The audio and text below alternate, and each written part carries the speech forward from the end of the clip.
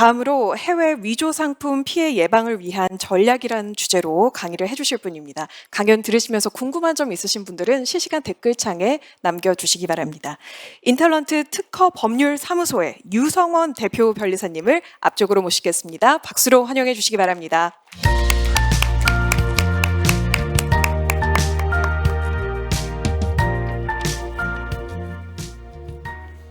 네, 안녕하십니까. 저는 인탤런트 특허법률 사무소 유성원 변리사입니다.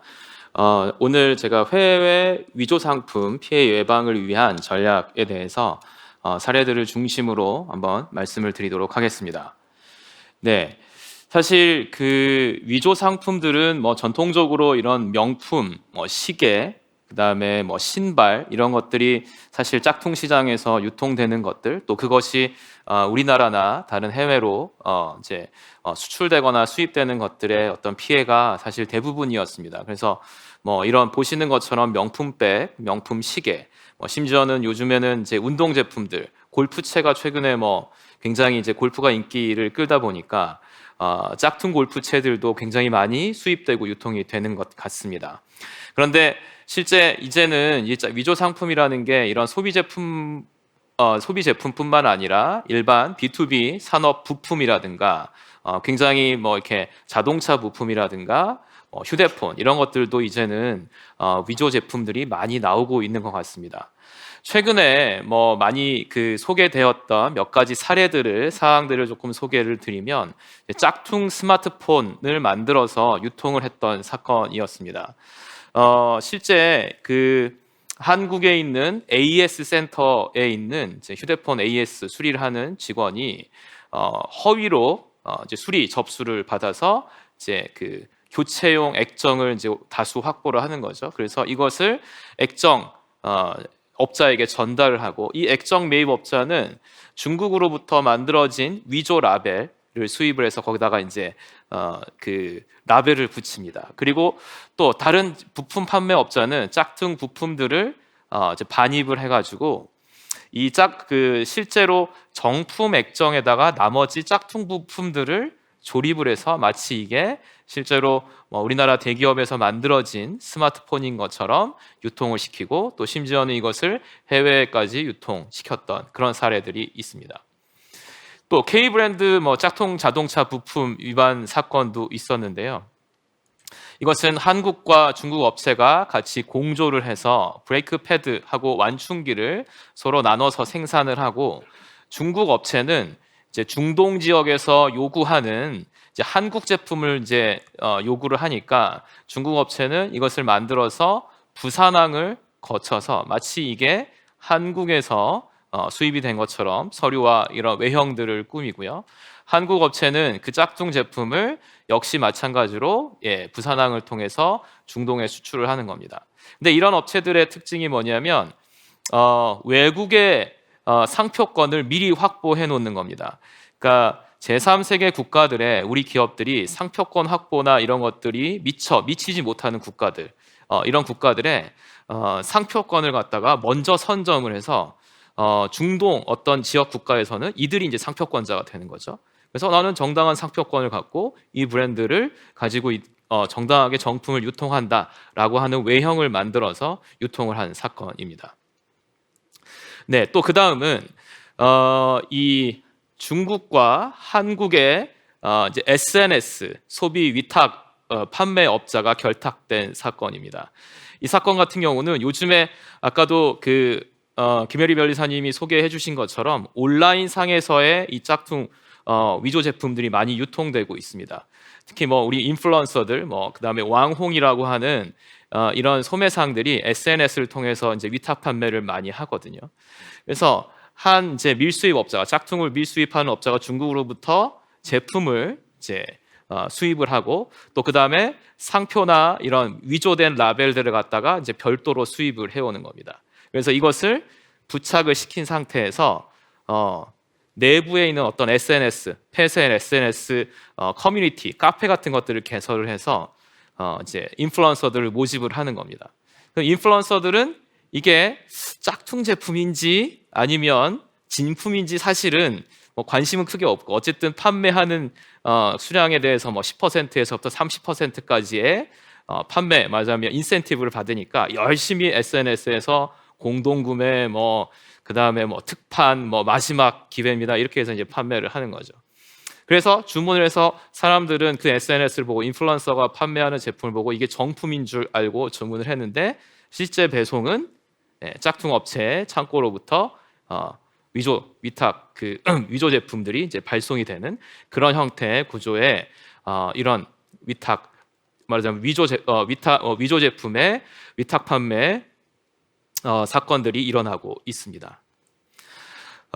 이게 이제 국내에서 일어나고 있는 일들이고요. 또 뭐 아까도 이제 중국에서 그 상당히 많은 제품들이 온라인상에서 위조 제품들이 유통되고 있다라고 말씀하셨는데, 예, 특히 타오바오라든가 중국의 알리바바, 그 다음에 아까 소개해주신 샤오홍슈 같은 이런 SNS들을 통해서 굉장히 많은 우리나라의 제품들이 모방되고 있습니다. 최근에는 아모레퍼시픽이나 이런 대기업의 제품들뿐만 아니라 작은 규모의 중소규모의 브랜드의 제품들, 우리나라 중소기업들의 제품들도 상당히 많이 모방되고 위조 제품들이 유통되고 있는 것을 확인할 수 있습니다. 이 브랜드는 작년에 제가 실제로 타오바오하고 샤오홍슈에서 여러 가지 그 짝퉁 제품 유통을 단속했던 제품인데요. 한국에서 꽤 많이 인기를 끌고 있는 신발 브랜드입니다.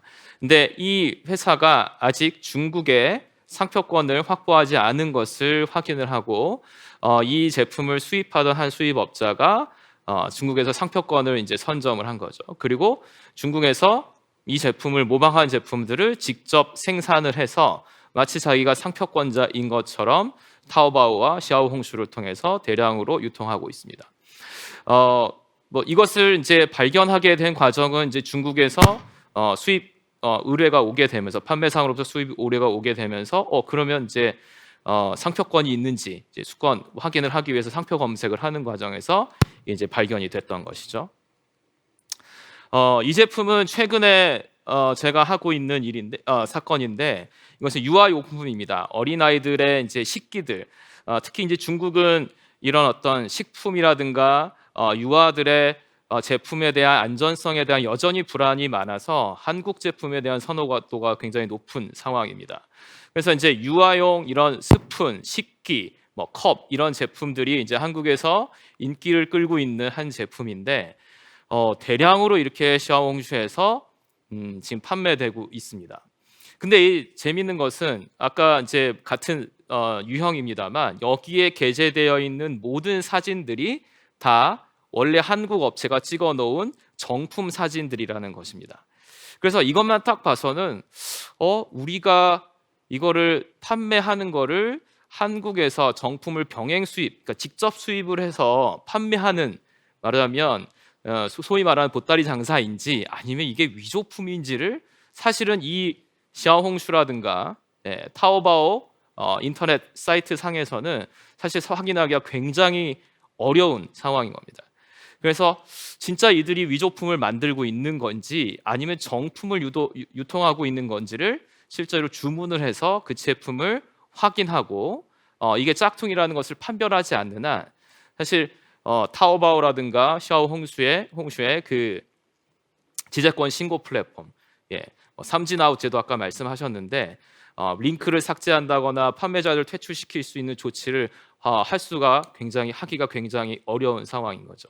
그 다음에 그러한 플랫폼들은 가장 먼저 요구하는 것이 진정한 상표권자인지 아니면 또 진정한 저작권자인지를 먼저 확인하고 그 다음에 실제로 이들이 위조품을 유통하고 있는 것에 대한 철저한 증빙을 요구하고 있기 때문에 상당히 대응에 어려움이 있습니다.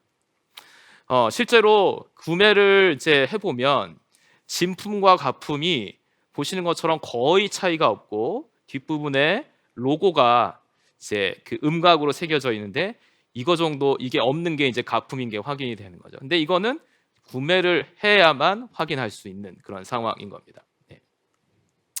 자, 그래서 실제로 이러한 이 짝퉁 제품들, 위조품의 유통들을 대응하는 방안들이 사실 전통적인 뭐 이렇게 신고를 하고 가서 단속을 하고 하는 것들보다 훨씬 더 예전보다 어려워지고 힘들어지고 있습니다.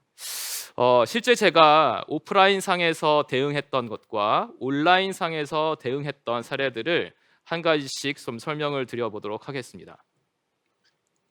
네, 시장감독국과 공안국을 통해서 위조품을 단속했던 사례입니다.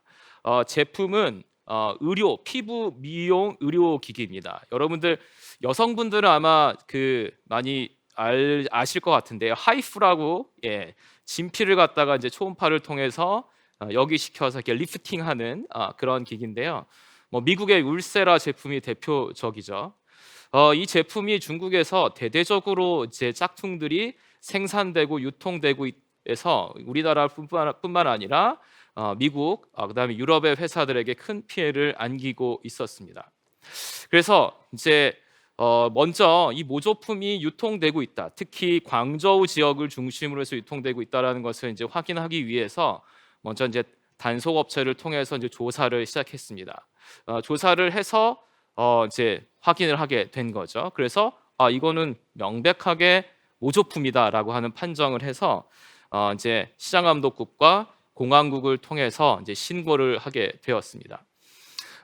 이 공안국이 사실 참여하는 것이 굉장히 중요한데 단속을 실제로 중국에 나가 보면 이 시장감독국 공무원만 나가는 것과 공안국의 이 무장병력이 같이 출동하는 것은 굉장히 큰 차이가 있습니다. 실제로 엄청난 저항이 일어나기도 하고요. 그 다음에 뭐 흉기를 휘두르는 경우들도 많고, 실제로 뭐 단속 직원들 중에 중국의 단속 그 업체 직원들 중에 그 과정에서 크게 다쳐서 생명을 잃는 그런 사건들도 꽤 있습니다. 그래서 사실 대규모의 단속인 경우, 그 다음에 그 단속 지역이라든가 단속 대상이 큰 규모의 직원들을 갖고 있다거나 굉장히 조금 위험한 지역에 속해 있는 경우, 특히 짝퉁 시장, 어떤 본거지라든가 좀 외진 지역의 큰 규모의 공장인 경우 감독국, 시장감독국 공무원만 대동해서 단속을 하는 것은 상당히 위험 부담도 있고 실효성도 많이 떨어지는 경우들이 있습니다. 그래서 실제로 이 공안국을 움직이는 것이 굉장히 중요한 부분입니다. 실제 저희 이 사건에서도 공안국을 움직이기 위해서 미국과 한국과 유럽 회사가 세 개 회사가 공조를 해서 신청을 해서 광저우 백운구의 공안국 스와트 중대가 같이 이제 움직이게 되었습니다. 실제로 이 제품을 중국에서 이제 굉장히 이 그 하이프 제품들을 많이 만들어서 중국 여성들이 굉장히 좋아하고 인기가 많이 끌게 되면서 이제 만들게 되었는데요. 그래서 사전에 3개 회사가 중국의 그 현지 조사 업체, 말하자면 단속 업체죠. 조사를 통해서 어떤 공장이 이것을 만들고 있는지, 그 다음에 전시회나 이런 걸 통해서 명함들을 확보하고 실제 본사가 어디 있고 유통지역 그 제조하는 공장이 어디 있는지들을 확인하였습니다. 뭐 이렇게 저렇게 박스에 담겨서 공장에서 반출이 된다 이런 것들을 확인해서 이 제품이 4개의 공장에서 광저우 지역에 있는 백운구의 4개의 공장에서 만들어지고 있고 이 4개의 공장을 한 가족이 소유하고 있다라고 하는 것을 운영하고 있다라는 확인하게 되었습니다. 네, 그래서 이제 백운구 공안국 중대가 100명이 이제 출동하게 됐고요. 4개 공장에 25명씩 출동을 하게 됐습니다. 그래서 현장 급습이 이루어졌고 아침 새벽에 말하자면 경영진 일가의 집을 새벽 5시에 덮쳐서 경영진을 먼저 체포하고 그 다음에 공장은 8시 반에 이제 모여가지고 현장 급습을 실시를 했습니다. 현장 급습이 이루어지고 내부에서 진압이 다 이루어졌다라는 것을 확인을 받고 이제 저하고 그 다음에 미국의 이제 회사, 그 다음에 중국의 단속업체 직원이 같이 진입을 했고요. 진입을 했을 때 중국의 스와트 중대원들이 현장에 있는 직원들을 제압을 해서 저렇게 포박을 하고 이제 제압을 해놓은 상태가 이걸 이제 확인하고 진입을 하게 됐습니다. 실제로 이제 들어가서 여기에 있는 컴퓨터와 장부들을 전부 다 수거를 했었고요. 실제 내부에 들어가니까 이렇게 진열해 놓은 제품들이 우리나라 제품, 미국 회사 제품들, 짝퉁들을 만들어서 진열을 하고 있었고, 안에서 시술도 하고 있었고요. 그 다음에 여기는 이제 실제로 제조하는 공장인데, 이 공장 내부에서도 직원들이 이제 만들고 있었고, 이제 경찰에 의해서, 스와트 경찰에 의해서 진압이 되어 있는 상태였습니다. 저 제품들이 전부 다 이제 짝퉁 제품들입니다. 그래서 그 시장감독국 그 공무원과 함께 여기에 있는 쌓여 있는 제품들을 전부 다 꺼내서 이제 모조품 여부들을 각 회사 브랜드별로 이제 확인을 하는 작업을 진행을 하였습니다. 그리고 이제 사진을 찍고 이제 수거를 했는데, 그래서 이제 실제로 이제 직원들과 관련자들이 연행을 했는데 문제가 한 가지 있었습니다.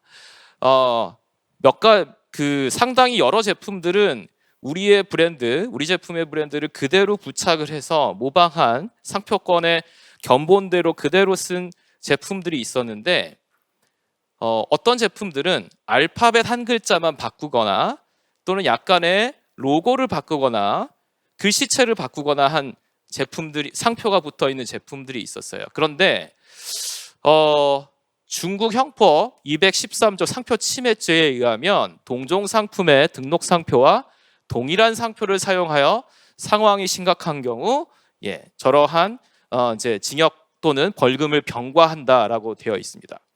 자, 그래서 동일한 상표에 대해서는 그 자리에서 실제로 제품 압류와 몰수와 그 다음에 침해액 산정이나 이런 것들이 판정이 됐는데, 유사한 상표, 즉 알파벳만 조금 바꾸거나 글씨체를 바꾸거나 이런 것들은 유사 상표로 판정이 되면서 실제로 공안국에서 이것들을 압류하고 몰수하는 것에서 제외를 시키겠다라고 하는 이제 그런 액션이 나왔던 것이죠. 그래서 상당히 오랫동안 이제 실랑이가 벌어졌었는데, 2004년 12월에 나왔던 중국 최고인민법원 검찰원에서 나온 사법 해석이 있습니다. 여기에서 보면 이 동일 상표 213조에서 말하는 상표권 침해죄에서 말하는 동일 상표라는 것은 완전한 동일을 의미하는 것뿐만 아니라 시각적으로 기본 차이가 없어서 공중에게 혼동을 일으키기에 충분한 상표, 즉 유사 상표 영역도 사실은 실제로는 확장돼서 해석을 하고 있는 것이다라고 평가하고 있습니다. 그런데 실제 단속 현장에서의 공안국의 처리 방식은 유사 상표는 제외하는 그런 것들이 있다라는 거죠. 그래서 사실 이러한 것들을 단속을 나가서 오프라인상에서 몰수를 완전하게 일으키려면 유사 상표에 대한 정보를 사전에 공안국에 전달까지 하는 것이 필요한 것으로 실제 단속에서 확인할 수 있었습니다. 그래서 상당히 사전 조사가 철저하게 이루어지는 것이 오프라인상에서 공장을 급습하고 그 근원을 제조업체들을 그 뿌리를 뽑아내는 것에서 굉장히 중요한 부분이다라고 하는 것을 알 수 있었습니다. 네, 온라인상에서를 보면 아까 말씀드린 것처럼 현재 우리나라도 이런 쿠팡이라든가 이런 그 전통적인 온라인 플랫폼에서의 판매보다 인스타그램에서의 위조 판매 건수가 굉장히 높아지고 있습니다. 중국의 인스타그램이라고 할 수 있는 샤오홍슈 같은 경우도 사실 중국의 거의 모든 젊은 20, 30대 여성들이 샤오홍슈를 통해서 제품들을 구매하고 있죠. 네, 그래서 사실 지금보다 이러한 그 위조품 판별, 그 다음에 위조품 신고, 이 프로세스를 각 샤오홍슈가 됐든 타오바오가 됐든 그 지재권 신고 플랫폼의 그 프로세스들, 그 다음에 거기서 어떠한 증빙들과 어떠한 말하자면 자료들을 요구하는지, 요건들을 요구하는지를 사전에 잘 파악을 하고 대응하는 것이 굉장히 중요하다라고 말씀드릴 수 있겠습니다. 네, 마지막으로 제가 제안드리고 싶은 것은 AI 딥러닝 기술을 이용한 위조품 단속이 앞으로는 아마 주류를 이룰 것이고, 우리의 모든 위조품에 대한 단속이 AI 딥러닝 기술을 이용해서 훨씬 더 진화되어야 한다라고 생각을 합니다. 현재도 마크비전, 엔트로피, 레드포인트 여러 가지 회사들이 AI 딥러닝 기술을 이용해서 위조품을 판별하고 있고요. 실제 이미지의 차이를 분석한다라든가, 그 다음에 진품의 어떤 미세한 차이들, 아까도 보셨던 것처럼 사실 굉장히 판별하기가 쉽지 않은데, 그런 것들을 판별하는 능력은 이미 AI가 인간보다 훨씬 더 뛰어난 성능들을 보이고 있고 그것은 소위 말하는 AI 쪽에서 말하는 특이점을 넘어가고 있는 수준이 아닌가라는 생각이 들고 있습니다. 그래서 위조품을 만들고 짝퉁을 유통하는 업체들이 진화하는 것만큼 이것을 대응하는 우리의 전략도 그에 맞게 계속해서 발전해야 한다라고 제안을 드리고 싶습니다. 네, 이상 강연을 마치도록 하겠습니다. 고맙습니다. 네, 고맙습니다. 질문이 한 가지 들어왔는데요. 변리사님 괜찮으시다면 제가 질문 한 가지 소개해드려도 될까요? 네, 이 질문은 최종근님께서 보내주셨습니다.